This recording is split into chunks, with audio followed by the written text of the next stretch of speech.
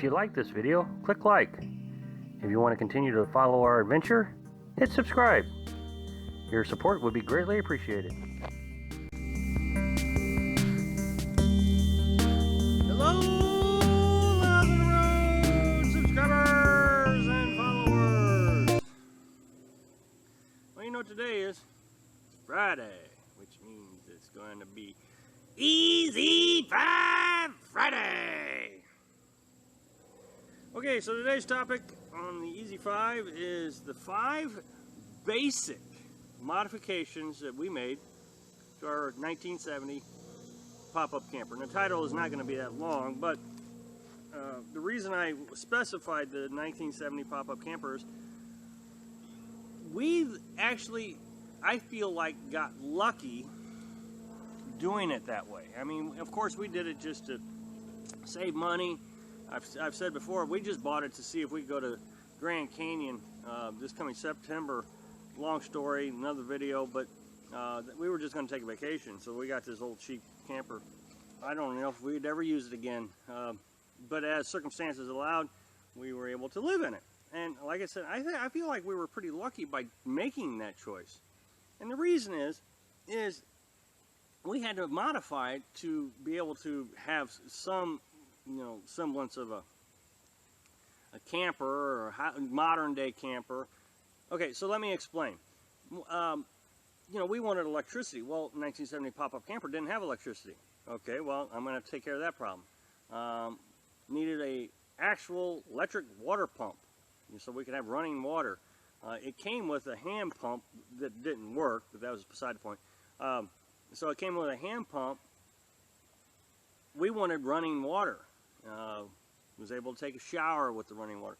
So these things are the things that we had to figure out. So I didn't know anything about campers, so I had to start figuring out how I was going to make this stuff work.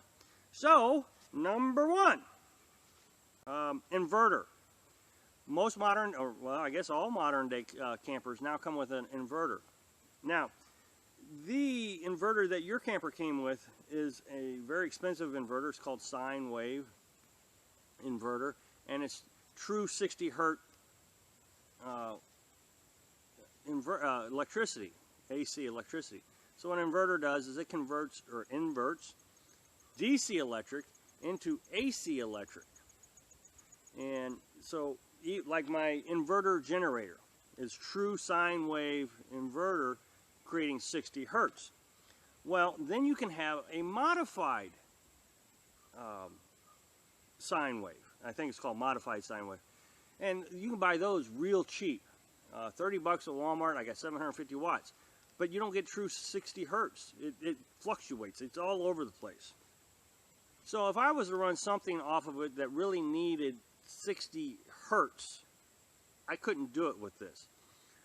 For example, my refrigerator gets a little hot when it runs off the inverter because it fluctuates in hertz. So the motor's constantly speeding up and slowing down, speeding up, slowing down, minutely, but it's still doing it. So it gets a lot hotter. And I know eventually that it's going to burn up my refrigerator. But the refrigerator was only 100 bucks. So it eventually will burn out. I get it. Over the next 5 years, I'm sure it'll burn up. But if the inverter goes bad, I'm replacing a $30 inverter versus a $1,000 inverter. Huge difference. Huge difference. And also, I would have to order the inverter. I might even have to go to Camping World. I don't know. I mean, you would have to spend some money and time, and you'd be out of electric all that time. Whereas my inverter goes out, I make a trip to Walmart, I buy a new one, bring it back. Mine is attached directly to the wall. I unattach it from the wall, take the wires off that I put on it, put the wires back on the new one, both they're screwed to the wall, done. $30 in 10 minutes, that's all it would take, plus the trip to the Walmart store. That's it. Keep it basic is what I'm saying. Because when you're out here, you can't afford for it to go down. I mean, I think people get the mindset, well, just take it to Camping World, we'll fix it. Okay, where am I going to stay? I've seen these RVers say a lot. You know, I had to live in a hotel for 3 months. That would shut our adventure down. I mean, we just couldn't do it. Number 2, I already mentioned the fridge. I'm going to mention it again. The fridge. It is going to go bad. I know this. It's by design. It's going to go bad. But it's only $100, and you know, $100 in a 5-year period. What are we talking? You know, 20 bucks a year. That's what I'm invested into this refrigerator. Very cheap. When it goes out, I'm going to run to Walmart. I'm going to pick up another one. I'm going to bring it back. I'm going to unplug this one, put the new one in. The hardest part about that thing is where am I going to dispose the old one? I guess I take it to the junkyard. I'll have to research that. But that's beside the point. Keep it basic. If I had to go and replace a RV or newer pop-up camper refrigerator, I'm going to have to go to Camping World. I'm going to have to buy this thing. And it's my understanding Camping World is not a great place to go, but that I don't know that. I've never been to it. I don't have to go to it because my Camping World is going to be Walmart or Home Depot or Lowe's. You know, I'm keeping it so basic that I don't have to worry about any of it. It just, if it goes bad, it goes bad, and I go get another one, and it's cheap. That's key. It's cheap. I have no idea what a refrigerator at Camping World is going to cost. You know, propane, 3-way AC, DC refrigerator is going to cost. But I can't imagine it's going to be cheap. Number 3.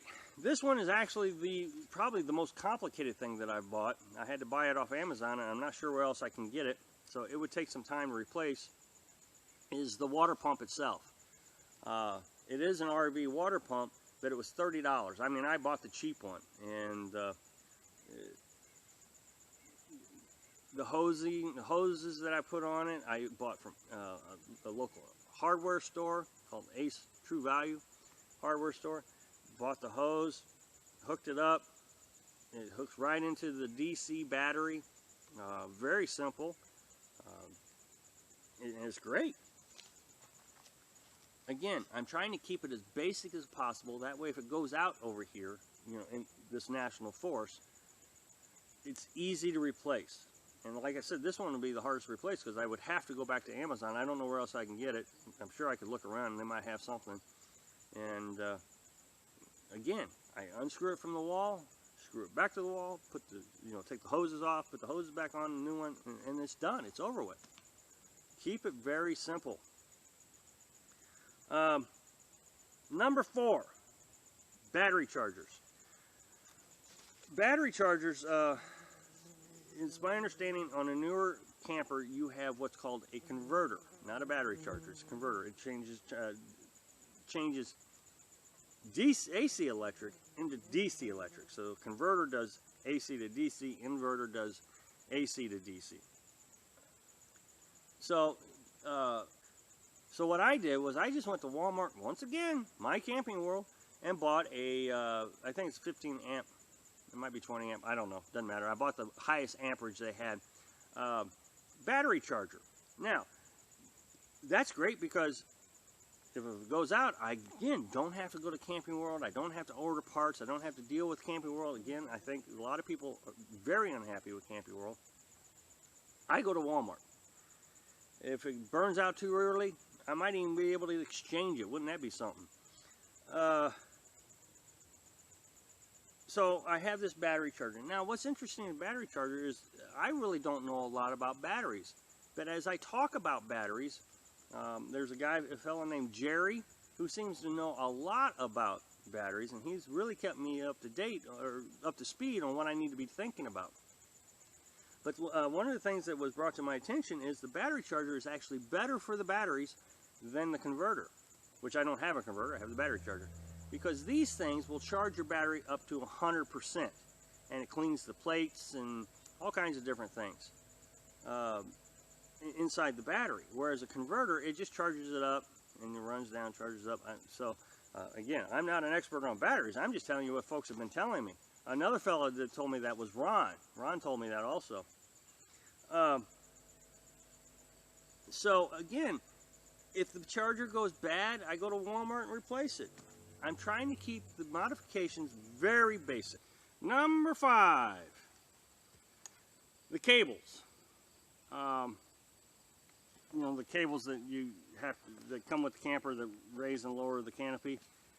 So the cables, or more likely maybe the 1970 pop-up camper, or the cables. I don't know. I heard horror stories that the newer pop-ups are nearly impossible to replace the cables, and I don't know how true that is. I don't have a newer pop-up. I have a 1970 pop-up. But I've heard people say just don't do it. As a matter of fact, there was one guy who says he's a mechanical engineer and it took him all day to replace one cable. I don't know. On this, I replaced all 4 cables in 4 hours, an hour per cable. It was not difficult at all. Now, I went to Ace Hardware and I bought the cable, I don't know, like 10 cents a foot. It was ridiculously cheap. I was really worried that it was going to be real expensive, but it wasn't even that expensive. So I came back and, you know, just dreading this project because I knew it was going to take forever after I looked up, you know, everybody's horror stories. And it just went as smooth as anything, smooth as butter. It was just incredibly easy.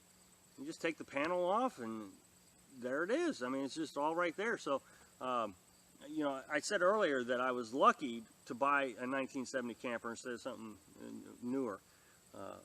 And here I am, lucky again. Now, I know that may not help you, but if you already have your pop-up, but if you're thinking about doing this lifestyle, you may want to consider something in an older model just to keep it simple so that when you're out here, you're not, you know, spending tons of money, or like I said earlier, spending, you know, 3 months with your camper Camping World while you're staying in a hotel room.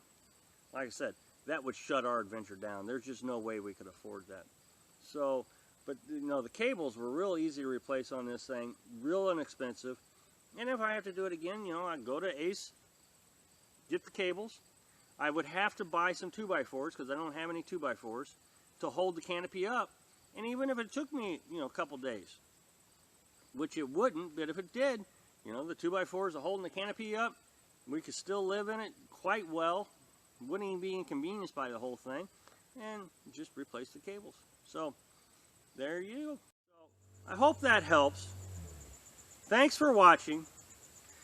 Be sure to subscribe.